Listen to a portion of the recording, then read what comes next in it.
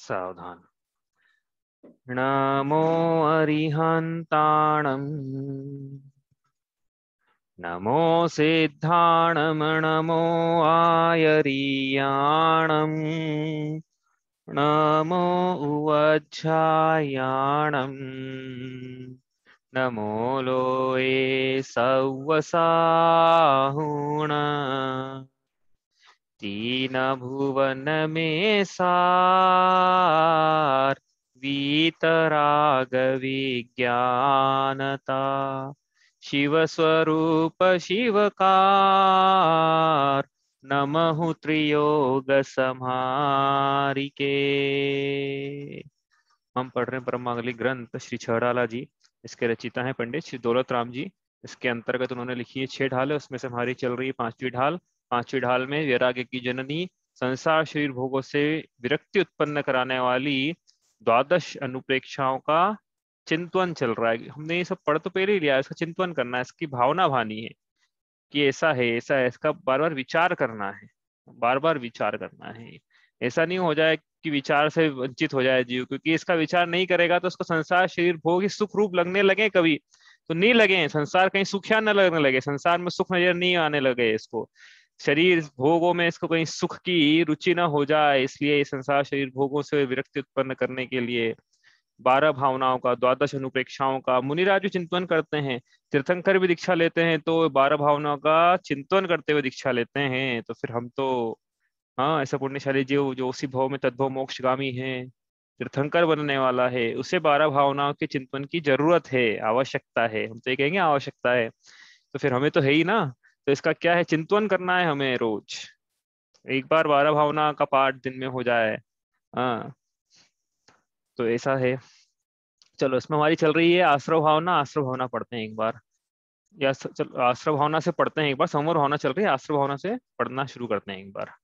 जो योगन की चपलाई ताते वे आश्रव भाई, आश्रव दुख कार घनेरे बुद्धिवंत तिन्हें नीरवेरे, जिन पुण्य पाप नहीं कीना आत्म अनुभव चित्त दीना, तीन ही विधि आवत रोके संवर लहि सुख अवलोके।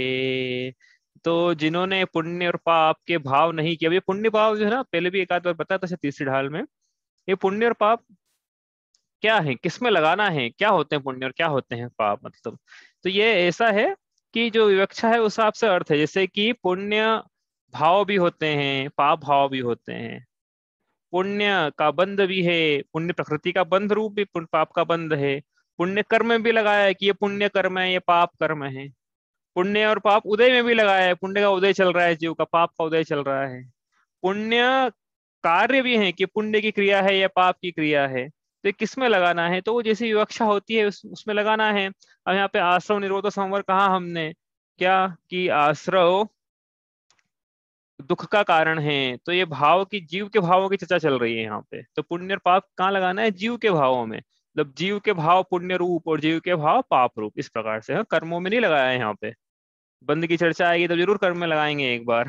हाँ हाँ, लेकिन आशा सोमवार की चर्चा है यहाँ, तो जीव के भावों में लगाया ना है। जीव के भाव शुभ भाव मतलब, हाँ, पुण्य भाव मतलब प्रशस्त राग, और पाप भाव मतलब अप्रशस्त राग या द्वेष के परिणाम, ये पाप भाव। तो इस प्रकार से पुण्य और पाप को लगाना है हमने, जो विवक्षा ली है इसमें जीव के भावों में। जीव के भाव जिन्होंने पुण्य और पाप नहीं किया है, ऐसा लिखा है, जिन्होंने पुण्य और पाप नहीं किया है उन्होंने ही क्या करा है, सुख का अवलोकन किया है। बताओ, जिन्होंने, जो पुण्य और पाप का भाव हैं वो सुखकारी नहीं है, ऐसा लिखा है यहाँ पे।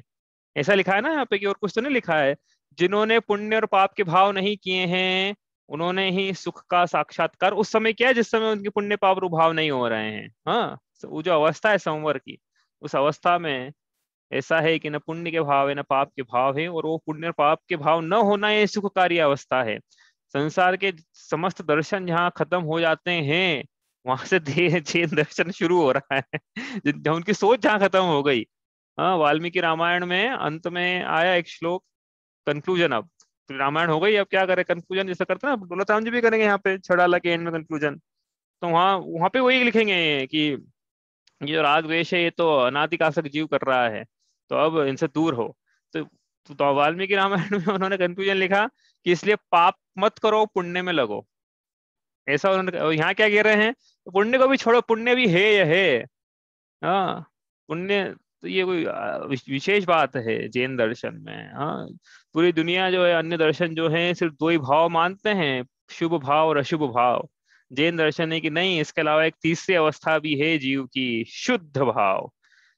तो ये अशुद्ध होगा, इसका मतलब ये शुद्ध भाव। शुद्ध मतलब न पुण्य रूप अवस्था है, न पाप रूप अवस्था है, न पुण्य भाव हो रहे हैं जीव के, न पाप भाव हो रहे हैं, न प्रशस्त राग हो रहा है, न अप्रशस्त राग या द्वेष हो रहा है। ऐसे जीव की ऐसी अवस्था भी होती है।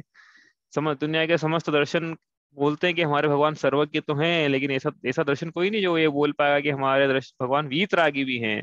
जैन दर्शन में ताकत है इतना बोलने की कि देखो राग भी है, शरीर को बुखार जैसा आता है वैसी अवस्था है, वैसे आत्मा को बुखार आया हुआ है ऐसी अवस्था है, ये राग दूर करने लायक है और दूर हो जाती है। जो वीतरागी हुए हैं, सर्वज्ञ हुए हैं, 11वें 12वें गुणस्थान वर्ती उन्होंने बतलाया है ऐसा कि देखो हमारे राग दूर हो गया है। राग दुख का कारण था, आश्रव दुख का कारण है, प्रशस्त राग दुख का कारण है। जिन जो प्रशस्त राग करते हैं उस राग के काल में ऐसा सुख अवलोके, ऐसा नहीं लिखा उन्होंने। मतलब यदि सुख हो भी रहा है प्रशस्त राग के काल काल में, तो इसलिए नहीं हो रहा है कि प्रशस्त राग है, वो इसलिए हो रहा है कि वो वीतरागता पाई जा रही है उस प्रशस्त राग के काल में भी। मतलब जितने अंशों में वीतरागता है उतने अंशों में राग का भाव होने से तत्संबंधित सुख है।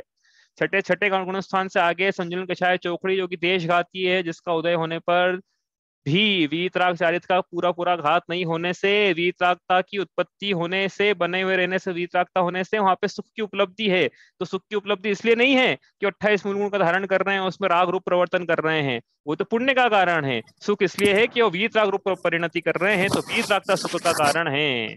राग को सुख का कारण नहीं, क्या उल्टे हैं तो लिखा है कि जो राग नहीं करते हैं वो सुख का अवलोकन करते हैं। कुछ पूछना है क्या? माइक आपका अनम्यूट कर देता हूं मैं। समझ में आई बात? और अनम्यूट नहीं हो रहा है, माइक अनम्यूट नहीं हो रहा है, क्या बात है? इसका माइक चालू है भाई। अच्छा एक सेकेंड, नहीं हो गया होगा, ठीक है। जैसा लगा कि ठीक है, तो आया समझ में। तो पुण्य की प्राप्ति करने से सुख की प्राप्ति नहीं है, पुण्य को रोकने से सुख की प्राप्ति, ऐसा लिखा है यहाँ पे। पुण्य भाव उस समय, हाँ, जिस समय संवर की अवस्था है उस समय पुण्य का भी निरोध हो जाए तो सुख की प्राप्ति है।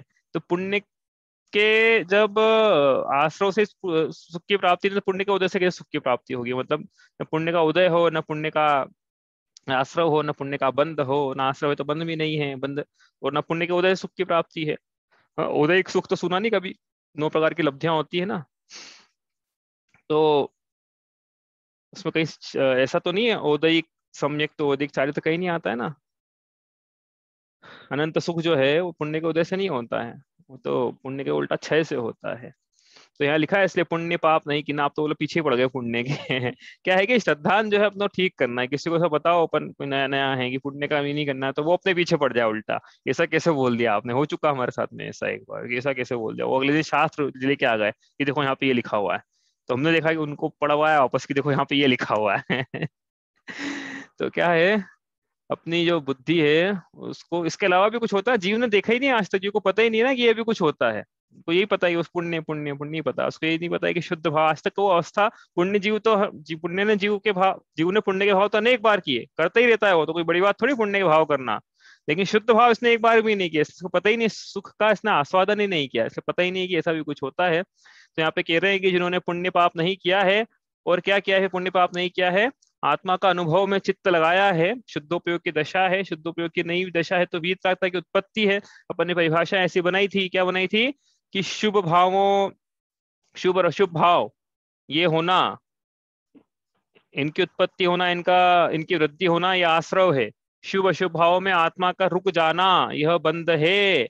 शुद्ध भावों की उत्पत्ति होना यह संवर है। शुद्ध भावों की वृद्धि होना यह निर्जरा है। और शुद्ध भावों की पूर्णता होना यही तो मोक्ष है, और यही मोक्ष मार्ग है। तो अभी शुद्ध भावों की उत्पत्ति हो रही है जीव को, मतलब वीतराग भावों की उत्पत्ति हो रही है। और संवर की अवस्था है ना, मुनि राजों के लिए लगाया है इसलिए कथन, उनके संजुलन प्रकृति संजुलन कषाय चोखड़े का उदय होने पर भी वीतरागता बनी हुई है। कैसे बनी हुई है? क्योंकि संजुलन यद्यपि चारित्र मोह की प्रकृति है, चारित्र का घात तो करेगी, लेकिन देशघाती प्रकृति है, इसलिए पूर्ण पूर्ण घात नहीं कर पाएगी। इसलिए वीतरागता मुनिराजों के, वीतरागता से होने वाला सुख मुनिराजों के, उन्होंने ही वास्तव में सुख का अवलोकन किया है, मुनिराजों ने ही साक्षात्कार किया है सुख सुख से। तो जिन्होंने पुण्य पाप नहीं किया और आत्मा का अनुभव में जिन्होंने चित्त लगाया है, उन्होंने ही कर्मों का आना रोका है और उन्होंने ही संवर प्राप्त किया है और उन्होंने ही सुख की प्राप्ति की 5 बातें लिखी है। इसमें 5 बातें, 4 चरण, 2 पंक्ति और कितनी बातें? 5। जिन्होंने पुण्य पाप भाव नहीं किए, जिन्होंने भाव आश्रम नहीं किया, एक बात हो गई। जिन्होंने अपना उपयोग में ही लगाया है, दूसरी बात। जिन्होंने द्रव्य आश्रव नहीं किया, ऊपर भाव आश्रव बोला था, जिन्होंने द्रव्य आश्रव नहीं किया, तीसरी बात। उनके ही संवर हुआ है, ये चौथी बात। भाव संवर द्रव्य संवर दोनों लगा लेना उसमें, उनके ही संवर हुआ है। और 5वीं बात क्या है? जिनके संवर हुआ है उन्होंने ही सुख से साक्षात्कार किया है। तो सुख की प्राप्ति करना है हे दूसरी प्रतिमाधारी, तो क्या करना पड़ेगा? संसार शरीर भोगों से उदासीन होते हुए एक ही मार्ग है सुख की प्राप्ति का, संवर तत्व की प्राप्ति। और संवर तत्व मतलब वो 57 प्रकार से संवर की प्राप्ति जो कि हमने पढ़ी थी। हाँ, उसके लिए क्या करना होगा? दीक्षा लेना होगी। दीक्षा लेकर, दीक्षा धारण करके ही क्या होगा? 3 कषाय चौकड़े का अभाव होकर इस प्रकार की दशा बनेगी। चलो, ये हमने पढ़ लिया था। अब हम पढ़ रहे थे दूसरी दूसरी ढाल की, चलो पंक्ति पढ़ी लेते हैं जो वापस से, जिसमें हम दास्त्र तत्व में संवर तत्व में विपरीत श्रद्धा की हमें बात की है। उसको एक बार वापस पढ़ते हैं। रागादि प्रगट ये दुख देन तिन्हि को सेवत गिनत चेन, शुभ अशुभ बंध के फल मझार, रति अरति करे निज पद विसार, आत्म हित हेतु विराग ज्ञान ते लखे आपको कष्ट दान। तो इम्पोर्टेंट बात कल की क्लास से जो याद रखना थी आपको, उम्मीद है आपने लिख ली होगी, कि आश्रय तत्व संबंधी भूल और बंध और संवर तत्व संबंधी भूल में क्या अंतर है। आश्रय तत्व संबंधी भूल में जीव आश्रव के कारणों को सुखकारी मानता है, और संवर तत्व संबंधी भूल में जीव संवर के कारणों को दुखकारी मानता है। मतलब जो दुखकारी है उसको सुखकारी मानना यह आश्रय तत्व की भूल है, और जो सुख का देने वाला है उसको दुख का देने वाला यह संवर तत्व की भूल है। तो हम मानते हैं कि नहीं मानते हैं कि ये मुनिराजों की जो अवस्था है यह प्राप्त करने योग्य है? मानते हैं कि नहीं मानते हैं कि मुनिराजों को देख के अरे कहाँ पंचम काल में इन्होंने दीक्षा ले ली? ऐसा लगता है अपने को, कि ये लगता है कि अरे कितने भाग्यशाली हैं ये, कितने महान हैं, कितने बड़ भागी हैं। तो आई ना शब्द आया, मुनि सकल व्रति बड़ भाग, कितने भाग्यवान हैं, पंचम काल में इन्होंने दीक्षा ले ली, कितने भाग्यशाली है। विचार करें हम, ऐसी दशा हमारी भी हो, दूसरी प्रतिमाधारी भावना भारा है ऐसा। तो ऐसा न मानना, मुनिराजों की अवस्था को दुख रूप मानना, यह संवर तत्व में विपरीत श्रद्धान है। धर्म की कोई सी भी अवस्था हो, धर्म धारण की क्रिया को, धर्म को दुख का कारण मानना, धर्म सम्यक ज्ञान की अवस्था को, सम्यक चारित्र की अवस्था को, स्वाध्याय की अवस्था को, पठन पाठन जिज्ञासा शंका समाधान अनुप्रेक्षा सबको दुख का कारण मानना, और छोटी छोटी क्रियाएं भी धर्म की, यदि क्यों ना छोटे छोटे नियम लेना, मंदिर जाना, अभिषेक करना, पूजा करना, स्वाध्याय करना, सामायिक करना, ध्यान, प्रतिक्रमण, ये सारी अवस्थाओं को दुख का देने वाला मानना, या इससे सुख न होना मानना, यह सब संवर तत्व में विपरीत श्रद्धा है, क्योंकि इसने सुख के कारण को दुख का कारण माना। ठीक है, तो ऐसी अवस्था, यदि ऐसा श्रद्धा है जीव के, इसका मतलब इसको अपना श्रद्धा ठीक करना है। धर्म दुख का देने वाला नहीं है, उल्टा धर्म ही संसार में सुख का देने वाला है। ऐसा अपन धर्म भावना में और पढ़ेंगे। हम अभी ये पढ़ रहे थे पिछली बार कि संवर तत्व संबंधी से क्या विपरीत साधन पाया जाता है। वहां लिखा आत्म हित हेतु विराग ज्ञान ते लखे आपको कष्टदान। तो उसके लिए हमने जब दूसरी हाल पढ़ी थी तो बुलेट पॉइंट्स यहाँ पे लिखे थे कि संवर के भाव या संवर की अवस्था दुख रूप भाषित होती है मिथ्या दृष्टि जीव के। जो मिथ्या दृष्टि है, जिसके दर्शन की विपरीतता है, समझ में आता है ना? मिथ्या दृष्टि मतलब दर्शन की जिसके विपरीतता है। कौन से दर्शन की? वस्तुओं का जिनके सामान्य प्रतिभास ठीक नहीं पाया जाता है। हाँ क्या नींद से जगाने के लिए कभी उल्टा बोलना पड़ता, समझ में आता कौन जाग रहा है कौन सो रहा है जिनके वस्तुओं का सामान्य भाव विपरीत पड़ जाता है उसको दर्शन वो दर्शन नहीं लगाना है यहाँ पे, श्रद्धान की असमीचीनता लगाना। जिनके श्रद्धान असमीचीन पाया जाता है तो वो दर्शनावरण के कारण दर्शन में बाधा है। कौन से दर्शन में? वस्तुओं के सामान्य प्रतिभास में। लेकिन यहाँ पे श्रद्धान वाला दर्शन, उसमें बाधा देने का काम मिथ्यात्व प्रकृति है। हाँ, अंतर है दोनों में। कंफ्यूजन है तो होते रहे, छड़ाला हो गई, मालूम चला दर्शन कार्ड समझ में नहीं आ रहा है क्या है। तो बोले अपने कुछ नहीं, हम देव दर्शन लगा लो, अपन तो ज्यादा समझ में नहीं आ रहा है तो तो यहाँ पे क्या है, दर्शन की विपरीतता मतलब श्रद्धान की विपरीतता है, संवर के भाव की अवस्था दुख रूप भाषित होती है। तो दूसरा विपरीत श्रद्धान है कि यदि वो जीव संवर को वर्तमान में दुख रूप मानता है, जो भी उदाहरण लिया अपन ने व्रत समिति गुप्ति में, तो शाप पता ही नहीं ना इतना सब, तो उसको तो जो सामान्य जीव है धर्म का धारण करते हुए दिख रहा है, तो उसको भी उसको लग रहा है कितना दुखी है ये जीव, और जिसने धर्म का धारण किया है वो इसको देख के बोल रहा है कितना दुखी है दोनों एक दूसरे को दुखी मान रहे हैं हाँ, एक आश्रव बंध से दुखी है और दूसरा विपरीत और वो जो आश्रव बंध से दुखी है वो इनको धर्म के कारण दुखी होना मान रहा है। एक तो ही दुखी आश्रव बंध से, अपनी आकुलताओं से भी। अब इसको क्या हम पढ़ रहे हैं, आप इसलिए नहीं इस मानना है सत्य, इसको तो आप क्या अनुभव से माने कि आकुलता दुख रूप है कि निराकुलता सुख रूप है कि कुछ और है। तो समझ में आ जाएगा कि निराकुलता के जो परिणाम हैं वो सुख के देने वाले हैं। इच्छाएं आकुलित करती है, इच्छाएं दुख देती है, सरागता दुख देती है, इसका मतलब इच्छा राग रूप हुई ना, इसलिए राग जो है दुख देता है। अनुभव जन्य सत्य है, तो इस हाथ कंगन को जैसे आरसी की जरूरत नहीं है, वैसे इस सत्य को परखने के लिए दूसरे कसौटी के पत्थर की जरूरत नहीं है, ये तो स्वयं समझ में अनुभव सिद्ध है। तो संवर को वर्तमान में दुख रूप मानता है तो उसका विपरीत श्रद्धान है। तीसरा, संवर को भविष्य में सुख देने वाला नहीं मानता है कि संवर होने से क्या होगा, वर्तमान में हो सकता है उसके पुराने पाप कर्मों का ऐसा उदय हो कि संवर की अवस्था में भी उसको असाता वेदनी का उदय आए, लेकिन असाता वेदनी से लौकिक प्रतिकूलता उसको मिले, लेकिन तो उसमें इंद्रियों के विषय में उसको दुख का अनुभवन हो, लेकिन वो असाता वेदनी का काम है तो वो ऐसा हो सकता है। लेकिन क्या है कि संवर की जो अवस्था है ये वर्तमान में तो सुख रूप देती है अनाकुलित भाव, भविष्य में भी यह नियम से मोक्ष पद की प्राप्ति उन्हीं को दिलाएंगे जिन्होंने ज्ञान की आराधना की है, और ज्ञान की आराधना को जिन्होंने दुख रूप माना है उनका संवर तत्व में विपरीत श्रद्धान है। समझ में आ रही ना, लिखा ना आत्म हृदय तु विराग ज्ञान, तो जिन्होंने सम्यक ज्ञान की आराधना की है, जे पूरब शिव गए जहाँ ही अरु आगे जे हैं, ते सब महिमा ज्ञान तनी मुनिनाथ कहे हैं। जो आगे मोक्ष सुख की प्राप्ति करेंगे सम्यक ज्ञान के बल पर करेंगे, लेकिन सम्यक ज्ञान की अवस्था को दुख रूप मान लिया तो कैसे फिर सुख की प्राप्ति करेगा। इसलिए सम्यक ज्ञान की अवस्था भविष्य में भी सुख की प्राप्ति कराएगी, मोक्ष अवस्था की अनंत अवस्था की प्राप्ति कराएगी। और सुख तो क्या है, उसकी उत्पत्ति तो पहले से शुरू हो जाती है छठे सातवें अनुष्ठान से। ये तो हो गया था तीन। अब इसके बाद क्या है गुप्ती। अपन ये क्या नीचे की जो पांच चीजें पांच छह चीजें ना, ये बड़ा याद करना आसान है, वो जो हमने पढ़ा था ना, वत्स समिति गुप्ती धम्माणु पेशा परीक्षा चारित्र, वो वही लगाना है यहाँ पे, एक एक करके लिखा है। तो ये जीव क्या मान लेता है कि गुप्ती मतलब, अच्छा गुप्ती मतलब संवर का काम है, तो गुप्ती का नाम पे क्या करेगा, जैसे भगवान की मुद्रा है वैसे बैठ जाएगा हाथ पे हाथ धर के पद्मासन लगा के, और मानेगा कि मेरे गुप्ती हो गई। और क्या है कि ये प्रवृत्ति पूर्वक क्रिया नहीं है गुप्ती, मन वचन आत्मा का अवलंबन लेकर मन वचन काय की क्रियाओं से गुप्त हो जाना ये गुरु गुप्ती है। लेकिन इसने बस मन वचन काय को बलपूर्वक रोकने की जो प्रवृत्ति है, भले शुभ आश्रय हो जाए उससे, लेकिन उसे संवर नहीं होगा। ठीक है, तो इसने ऐसा मान लिया लेकिन कि बलपूर्वक रोकने से गुप्ती हो जाएगी, भगवान की मुद्रा लगा के बैठ जाओ अपन हो जाएगा संवर, तो ऐसा मान लिया तो उसका श्रद्धान विपरीत है संवर तत्व में।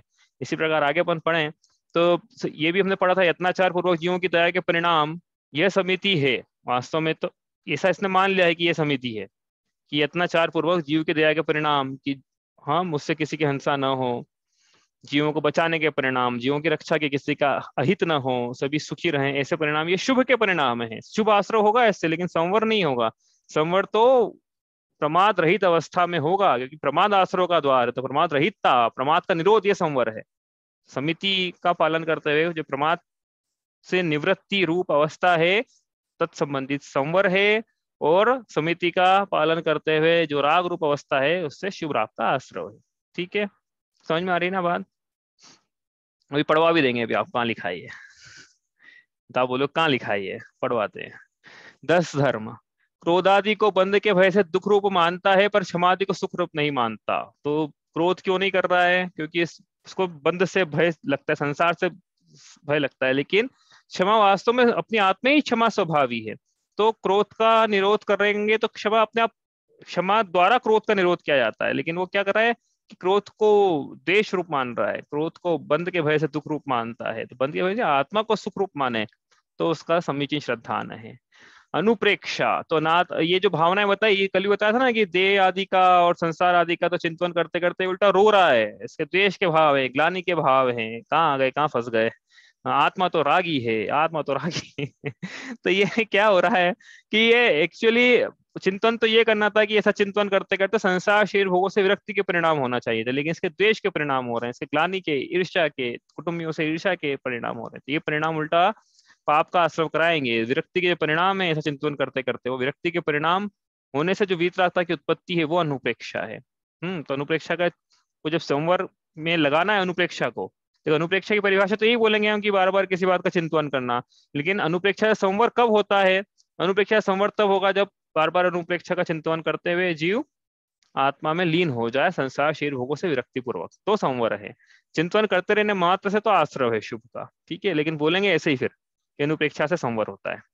तो आपको समझ लेना है कि कब होता है और कब नहीं होता है, ठीक है, वो आप समझ लेना। आप व्रत बोलेंगे तो ऐसे ही महाव्रत से संवर होता है, तो आप समझ लेना कि कब होता है कब नहीं होता है। समझ में आ गई ना बात? कि अभी कुछ खुलासा करना बाकी है उसमें। जब शुभ राग रूप भाव हो ये सब करते हुए, कल भी बताया था ये, जब शुभ राग रूप भाव हो ये सब करते हुए, तो उन शुभ भावों से शुभ का आश्रव है, उससे संवर नहीं है। और ऐसा करते हुए जो जो वीतरागता के अंश है उनसे संवर है। वीतरागता से आश्रव हो जाए ऐसा नहीं हो पाएगा। तो इससे तो भगवान के भी आश्रव मानना पड़ेगा। आगे परिचय जय, तो आत्मा अपने शुद्ध स्वभावी आत्मा के वीर्य का अवलंबन लेकर शुद्धादि परिचयों को स्वयमेव जीतना और कर्म का विचार कर कर उनसे विरक्त रह के अपने ज्ञाता दृष्टा स्वरूप का श्रद्धान रखना, तो सच्ची परिचय जय है। लेकिन इसने क्या किया? परिचय जय को क्या माना इसने कि बुद्धिपूर्वक बलपूर्वक रोक के रखना अपनी प्रवृत्तियों को, ठंड लगे तो आदि आदि में से परिचय जय। तो शुभ का आश्रम के लेंगे एक बार, लेकिन संवर तो क्या है, जैसा बताया वैसा है। चारित्र में लगाना है इसको, तो बहिरंग चारित्र संवर कि भाई 28 मूल गुणों का धारण, 36 मूल गुणों का धारण, 25 मूल गुणों का धारण, ऐसा करेंगे, इस थाली के चावल उस थाली में डालेंगे तो संवर है। ये वो सब ठीक है, शुभ के काम है, लेकिन चारित्र वास्तव में, चारित्र जो है किसका है? शरीर का चारित्र है क्या? जड़ का चारित्र है क्या? ये तो आत्मा के 3 गुणों की चर्चा है। दूसरी ढाल की जब पहली पंक्ति पढ़ी थी तो वहां बतलाया था कि आत्मा के 3 गुणों की चर्चा होगी, दर्शन ज्ञान चारित्र। तो चारित्र किसका गुण है? चारित्र आत्मा का गुण है। आत्मा का जो सम्यक चारित्र जो आत्मा का गुण है उसका मतलब वीतरागता है। तो अपने वीतराग भावों से कषाय भावों को रोक देना, यह चारित्र, यह संवर है। लेकिन इसने क्या मान लिया कि शुभ की प्रवृत्ति करना, प्रवचन देना आदि से संवर होता है। भाई इन सबसे शुभ का आश्रय होगा, जिनसे आश्रय होता है। एक बात ध्यान रखना कि राग से यदि आश्रय हो रहा है तो राग से संवर नहीं हो पाएगा। एक कारण से दो कार्य नहीं हो पाएंगे कि राग से आश्रव भी है और राग से संवर भी है, राग से निर्जरी है, राग से मोक्ष है, राग से सुख भी है, राग से ऐसा सब ऐसा नहीं होता भैया। हाँ, तो राग से यदि आश्रव है तो राग से फिर आश्रव ही है, तो फिर राग को रोकने से संवर है। और आश्रव चूंकि दुखकारी है तो राग दुखकारी हुआ, इसका मतलब वीत राग तो सुखकारी है। और क्या माना इसने? जो पंक्ति अपन ने 12 पढ़ी यहाँ पे, शुभ भावों से संवर होना मानना कि शुभ भाव करूंगा उससे संवर है, ऐसा नहीं है। शुद्ध भावों से संवर है, शुभ भावों से नहीं है। ये हमने कल पढ़ा, इसका बार बार अपन दोहरा रहे हैं, रिवीजन कर रहे हैं।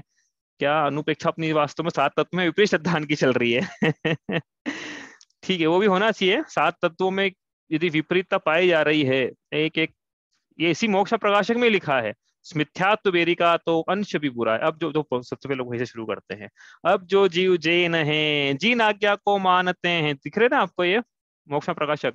अब जो जीव, देखो यहाँ लिखा है, अब जो जीव जैन हैं, जिन आज्ञा को मानते हैं और उनके भी मिथ्यात्व रहता है, उसका वर्णन करते हैं। क्योंकि इस मिथ्यात्व बेरी का तो अंश भी बुरा है, इसलिए सूक्ष्म से सूक्ष्म मिथ्यात्व भी त्यागने योग्य है। इसलिए मिथ्यात्व मतलब है मिथ्या दर्शन लगाना है। यहाँ पे ऊपर लिखा भी जैन मिथ्या दृष्टियों की विवेचना, दर्शन पे लगाया उन्होंने मिथ्यात्व शब्द का मतलब यहाँ पे। तो सूक्ष्म मिथ्यात्व यदि पाया जा रहा है तो त्यागने योग्य है। इसलिए इसका क्या है, बार बार ऊपर देखो लिखा भी, कितनी अच्छी पंक्तियां लिखी है उन्होंने। इस भव तरु का मूल एक जानहु मिथ्या भाव, ताको करी निर्मूल, अब करिए मोक्ष उपाव। इस संसार रूपी वृक्ष जो तुमने खड़ा किया हुआ है, जिसके कारण दुख ही दुख मिल रहा है, उसका मूल, उसकी जड़ एकमात्र क्या जानना चाहिए? मिथ्या भाव, मिथ्यापना, मिथ्यात्व। किसका? दर्शन का मिथ्यात्व। इस संसार रूपी वृक्ष के मूल में दर्शन रूपी मिथ्यात्व की जड़ है। संसार का भाव करना है, दुखों का भाव करना है, तो निर्मूल करना होगा। यदि सिर ऊपर ऊपर से टहनियां, पत्ते, फूल आदि तोड़ भी दिए तो, और जड़ रह गई तो वापस नई कोपलें आ जाएगी। इसलिए यदि संसार रूपी वृक्ष का नाश करना है तो ऊपरी ऊपरी क्रियाओं से काम नहीं चलेगा, उसकी जड़ में जाके निर्मूल करना पड़ेगा। किसको?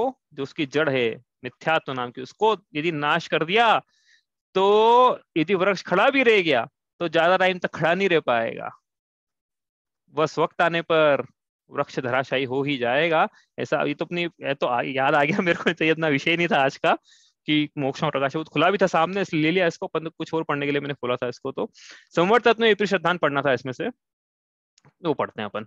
संवर्त तत्व संबंधी अयथा श्रद्धांत, जो भी मैंने पढ़ाया भैया वो यहीं से लिया हुआ है।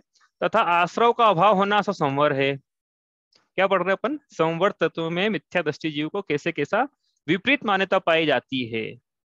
इस मिथ्यात्व बेरी का तो अंश भी बुरा है, ये इसलिए सूक्ष्म मिथ्यात्व भी त्यागने योग्य भी पढ़ के आए ना। हाँ, तो वो पढ़ रहे हैं अपन की। ये जो लिखा हुआ है यदि हमें पाया जाता है तो ये तो पूरा त्यागने योग्य है। श्रद्धान यदि इस प्रकार का पाया जाता है तो संवर तत्व में भी श्रद्धान पाया जाता है, तो सिर्फ संवर ही नहीं, सातों तत्वों में ये संवर तत्व पढ़ रहे हैं। तथा आश्रव का अभाव होना सो संवर है। जो आश्रव को यथार्थ नहीं पहचानते उसे संवर का यथा श्रद्धान कैसे हो? अरे भाई, आश्रव को उसने उपादेय मान लिया तो संवर को उपादेय कैसे मानेगा? राग को अच्छा मान लिया तो वीत राग को अच्छा कैसे मानेगा? राग को उपादेय मान लिया तो पुण्य राग को, पुण्य के भाव को बुरा कैसे मानेगा? जैसे किसी के अहित रूप आचरण है, उसे वह अहित रूप भाषित न हो तो उसके अभाव को हित रूप कैसे मानेगा? जिसके डायबिटीज, मधुमेह का रोगी है, वो शक्कर खाने को अच्छा मानता हो कि इससे मेरी डायबिटीज ठीक हो जाएगी, तो मीठे का त्याग करने को अच्छा कैसे मानेगा? जो बीमारी औषधि में जहर का सेवन कर रहा है, उसको औषधि मान रहा है जहर को, तो वो जहर को बुरा कैसे मानेगा? औषधि को अच्छा कैसे मानेगा? वो बोलेगा मेरे लिए यही औषधि है, मेरे लिए राग ही मेरी औषधि है, ऐसा मान रहा है वो। जब क्या कह रहे हैं, राग औषधि नहीं, राग जहर है, वीत राग का औषधि है, लेकिन वो कैसे मानेगा? वैसे राग को औषधि मान लिया ना, कहने का क्या मतलब, जिसने आश्रव को अच्छा माना है। एक तत्व की भूल है तो सातों तत्व की भूल है, अपन ने सिद्ध भी किया था वहां पे तीसरी ढाल में। जैसे जीव को आश्रव की प्रवृत्ति है, इसे वह अहित रूप भाषित न हो तो उसके अभाव रूप संवर को कैसे हित माने? समझ में? ये आश्रव की प्रवृत्ति पाई जा रही है, राग की प्रवृत्ति पाई जा रही है, पुण्य की प्रवृत्ति पाई जा रही है, पुण्य की उपादेयता भाषित हो रही है उसको, उसको पुण्य की उपादेयता अहित रूप भाषित नहीं हो रही है।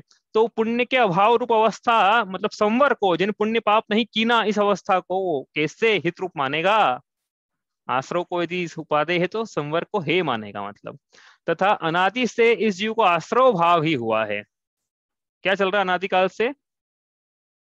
आश्रव चल रहा है। पाप आपके चल रहा है क्या? अरे भैया, सब पुण्य का भी चल रहा है। वो पहली बार थोड़ी नया पुण्य आ गया, हमने नया पुण्य कमाया। अरे कितनी बार क्या नहीं कमाया पुण्य में इसने। तीर्थंकर, प्रकृति और आहारक द्वे, इन दो शरीर को छोड़ के ज्यादा जो जो पुण्य की प्रकृति सब कमा ली इसने।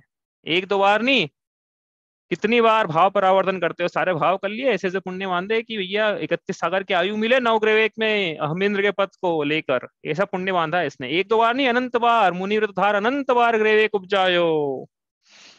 तो अनादि, इस जीव को आश्रय भाव हुआ अनादिकाल से। संवर एक आध बार तो हुआ होगा। अरे एक आध, तो अनादिकाल से आश्रय इतनी बार करा है तो संवर तो एक आध बार तो कराओ। मिथ्या दृष्टि को संवर कैसे होगा? मिथ्या दर्शन हुआ ही नहीं है इसको। अनादिकाल से जीव मिथ्या दृष्टि है, इसको स्वसंवेदन यदि नहीं हुआ है, आत्मा में रुचि नहीं जागी, आत्मा की अलख नहीं जगी इसके, तो इसको कभी सम्यक दर्शन हुआ नहीं हो। चूंकि सम्यक दर्शन नहीं हुआ, इसलिए संवर कभी नहीं हुआ इसके। इसलिए संवर क्या होता है ये इसकी खबर ही नहीं है, इसलिए संवर का होना भाषित नहीं होता। तो संवर का होना भाषित नहीं होता तो संवर से सुख होना कैसे भाषित होगा? लिखा अगली पंक्ति में, संवर होने पर सुख होता है, वो भाषित नहीं होता, हुआ ही नहीं आज तक। पता है कैसे पड़ेगा कि ऐसा भी होता है? ऐसा ही होता है, उल्टा ऐसा भी क्या होता है, सुख संवर से ही होता है, लेकिन इससे हो ही नहीं है, क्योंकि बताने वाला भी नहीं मिला। बताने वाला मिला तो ये इसने सुना नहीं, सुना भी तो समझ में नहीं आया, समझ में भी आ गया तो उपयोग वहां नहीं लगा, उपयोग वहां लग भी गया तो याद नहीं रहा, याद नहीं रहा, याद रह भी गया तो चिंतन नहीं किया, और चिंतन नहीं किया, चिंतन किया भी तो भी ऐसा श्रद्धान इसके नहीं हुआ। कितनी दुर्लभता है, बोधि दुर्लभ भावना है, बात करेंगे इसकी। समझ में आ गई होगी दुर्लभता। संवर से आगामी काल में दुख, ये देखो यहाँ से मिला पंक्तियां, यहीं से लिए अपन ने जो विपरीत सिद्धांत पढ़ा हुआ। संवर से आगामी काल में दुख नहीं होगा, वह भाषित नहीं होता, इसलिए आश्रव का तो संवर करता नहीं है और अन्य अन्य पदार्थों को दुखदायक मानता है। क्या संवर से आगामी काल में दुख नहीं होगा, भाषित नहीं होता, इसलिए आश्रव का तो संवर करता नहीं है और अन्य अन्य पदार्थों को दुखदायक मानता है, उन्हीं के न होने का उपाय करता है, परंतु वह इनके अधीन नहीं है, वृथा ही खेद खिन्न होता है। क्या लिखा है यहाँ पे कि दुख का वास्तविक कारण तो आश्रव था, लेकिन इसका पूरा ध्यान आश्रव पे, जरूरत थोड़ा सा भी ध्यान नहीं है। पूरा ध्यान क्या, पूरा ध्यान आश्रव पे होना चाहिए, लेकिन है ही नहीं है। इसने आश्रव को दुख का कारण नहीं माना, इसने ऐसे पर पदार्थ जो मेरी इच्छा अनुसार परिणमन नहीं कर रहे हैं, वो पर पदार्थ मेरे दुख के कारण है, ऐसा इसने माना। यहाँ लिखा है ना, इसलिए आश्रव को, ये मोक्ष में प्रकाश बड़ा गजब है। आप पढ़ते रह जाओ इसको, वो पढ़ रहे हैं अपन, मेरे ख्याल से चौथा पढ़ना, सातवां पढ़ो, पढ़ते रह जाओ मोक्ष में प्रकाशक को। ऐसा गजब का ग्रंथ है ये। तो क्या लिखा है इन्होंने, इसलिए आश्रव का तो संवर करता नहीं और अन्य पदार्थों को दुखदायक मानता है, उन्हीं के न होने का उपाय किया, परंतु वे इनके अधीन तो है नहीं, पर पदार्थ तो उनकी योग्यता अनुसार परिणमित करते हैं, लेकिन ये पर पदार्थों का करता है ही नहीं, लेकिन इसने पर पदार्थों में कर्तृत्व का भाव रखा। और पर पदार्थ जब इसकी इच्छा के अनुसार परिणमित नहीं हुए तो वृथा ही खेद खिन्न हुआ, और वो तो हुआ ही, और इसका कारण दूसरा नुकसान क्या हुआ कि जो वास्तव में दुख के कारण थे उससे इसका उपयोग हटता चला गया। कभी था ही नहीं वहां उपयोग इसका, कि दुख के कारण पर पदार्थ नहीं है, दुख के कारण तो मेरे आश्रव के भाव हैं, आश्रव दुखकार घनेरे, पर पदार्थ दुखकार घनेरे ऐसा कहाँ बोला, पुण्य आश्रव दुखकार घनेरे ऐसा बोला है यहाँ तो। इस प्रकार संवर तत्व का अयथार्थ ज्ञान होने पर अयथार्थ श्रद्धान होता है। तो अभी क्या करना है, संवर तत्व की और आसव तत्व की भूल मिटानी है। क्यों मिटानी है? क्योंकि जो जीव जैन है, जैनाज्ञा को मानते हैं, उनके भी सूक्ष्म मिथ्यात्व पाया जा सकता है, लेकिन इस मिथ्यात्व वेरी का तो अंश भी बुरा है, इसलिए सूक्ष्म मिथ्यात्व भी त्यागने योग्य है। आगे अभी 7वें अध्याय में लिखा है, वो चौथा था, ये 7 तो है, अंतर क्या है वो भी तो नहीं बता रहे, टाइम भी नहीं है। संवर तत्व का अन्यथा रूप, तथा संवर तत्व में अहिंसा रूप शुभ भाव आश्रव को संवर जानता है। बताओ आप, परंतु एक ही कारण से पुण्य भी बांधे और संवर भी बांधे, ऐसा कैसे संभव है? जहर पीने से जहर औषधि का भी काम करेगी, जहर जहर का भी काम करेगी, ऐसा संभव नहीं है। बोला जहर जहर को काटता है, वो ऐसा सही है कि एक जहर दूसरे जहर को काट देगा, लेकिन वो दूसरा जहर जो क्या है वो भी तो जहर रूपी है, वो भी अहित ही करेगा। एक आश्रव के भाव ने दूसरे आश्रव के भाव को हटा दिया, लेकिन जो दूसरा आश्रव का भाव हुआ है वो भी तो जहर का ही काम कर रहा है। इसलिए शुभ भावों के लिखा है स्पष्ट, देखो यहाँ लिखा है ना, स्पष्ट लिखा है मोक्ष में प्रकाशक, आचार्य कल्प पंडित प्रवर। आचार्य कल्प मतलब आचार्य के तुल्य, आचार्य तो बोल नहीं सकते, गृहस्थ थे ना ये, इसलिए आचार्य के तुल्य। और पंडित प्रवर, पंडितों के पंडित, उन्होंने लिखा है ऐसा कि संवर तत्वों में अहिंसादि रूप शुभाश्रवों को संवर जानता है। अहिंसा का आचरण लिखा क्या है, हिंसा रूप नहीं लिखा है, देखो समझो बारीकी उसकी, ये नहीं लिखा है कि हिंसा से संवर, हिंसा से आश्रय होना जानता है, ऐसा नहीं लिखा। हिंसा यहाँ लिखा अहिंसा रूप शुभ आश्रय भावों को संवर जानता है।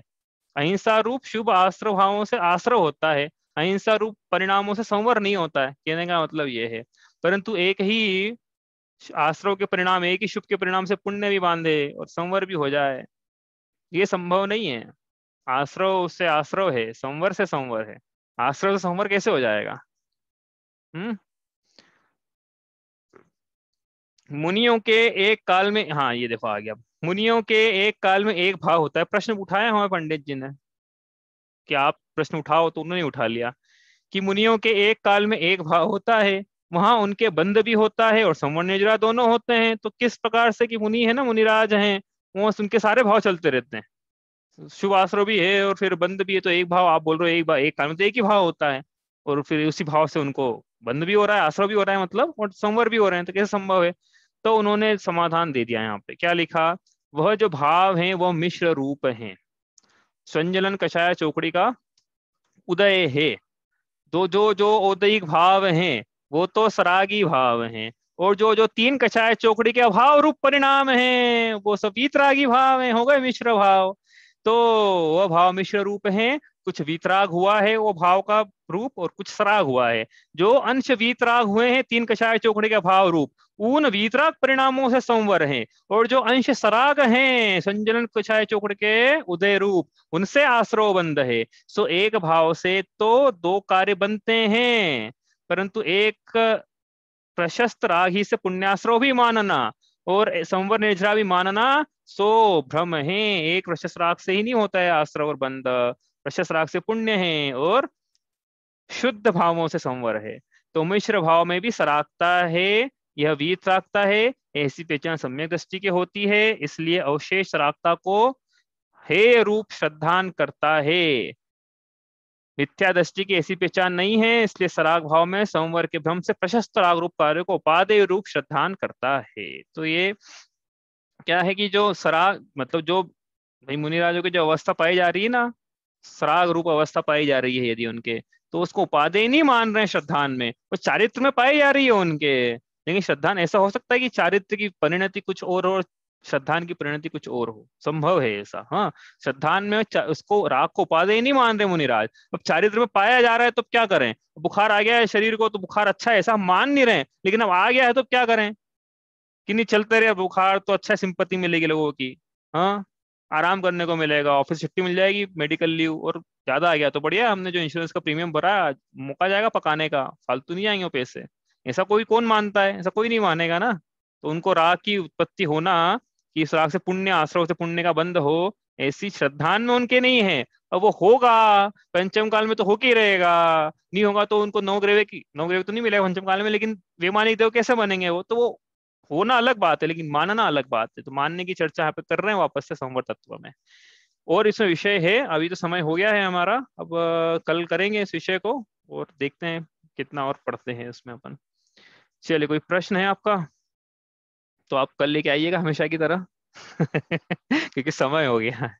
चलिए, स्याद्वादनय शतद्रव्य गुण परयाय और प्रमाण का, जड़ कर्म चेतन बंध का, अरु कर्म के अवसान का, कह कर स्वरूप यथार्थ जग का, जो किया उपकार है उसके लिए जिन वाणी माँ को वंदना शत बार है, वंदना शत बार है।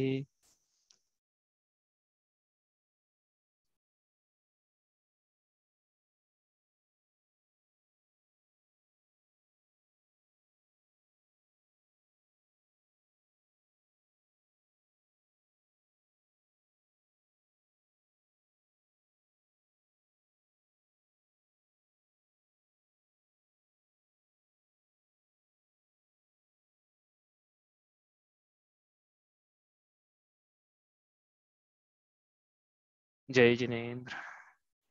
जय जिनेन्द्र।